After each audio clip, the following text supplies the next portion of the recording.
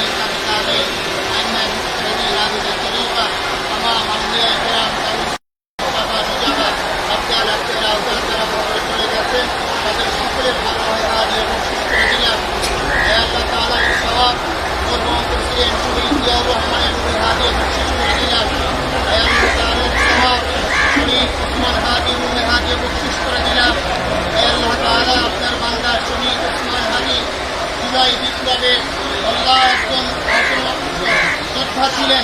আল্লাহ তিনি দেশের জন্য স্বাধীনতার সার্বভৌমত্ব রক্ষার জন্য আল্লাহ শহীদ হয়েছেন।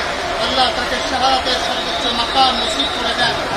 আল্লাহ তার কবরকে জান্নাতের বাগান করে দেন, তাকে জান্নাতুল ফিরদাউসের মেহমান করে দেন।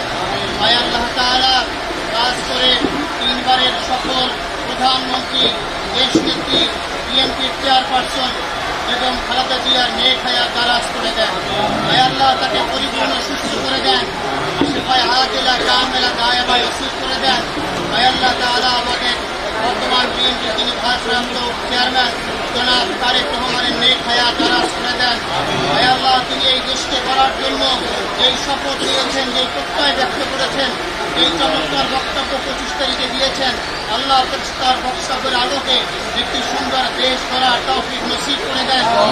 আল্লাহ তাআলা আল্লাহ স্বাধীনতার সার্বভৌমত্ব রক্ষার জন্য জনাব তারেক রহমানের সাথে আমরা ঐক্যবদ্ধ হয়ে তাদের কাঁধ মিলিয়ে একটি সুন্দর দেশ করতে পারি, সেই তৌফিক নসিব করে দেন।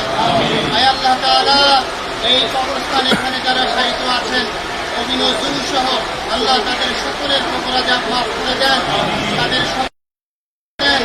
আল্লাহ তাআলা বেগম খালেদা জিয়াকে আল্লাহ আপনি পরিপূর্ণ সুস্থ করে দেন। আল্লাহ তিনি স্বাধীনতার জন্য, স্বাধীনতার সার্বভৌমত্ব রক্ষার জন্য আল্লাহ অনেক ত্যাগ স্বীকার করেছেন। আল্লাহ তাআলা আপনি তাকে পরিপূর্ণ সুস্থ করে দেন। আল্লাহ 71-এর যারা মৃত্যু করেছে, যারা আল্লাহ 24-এর জুলাই আন্দোলনে শাহাদাত বরণ করেছে, এভাবে যারাই শহীদ হয়েছে সকলের রূহে হাদিয়া আমরা বকশিশ করে দিলাম। রব্বির হামহুমা কামা রব্বায়ানি رب ارحمهما كما ربياني صغيرا رب ارحمهما كما ربياني صغيرا سبحان ربك رب العزة عما يصفون وسلام على المرسلين والحمد لله رب العالمين. ভাই মাঝে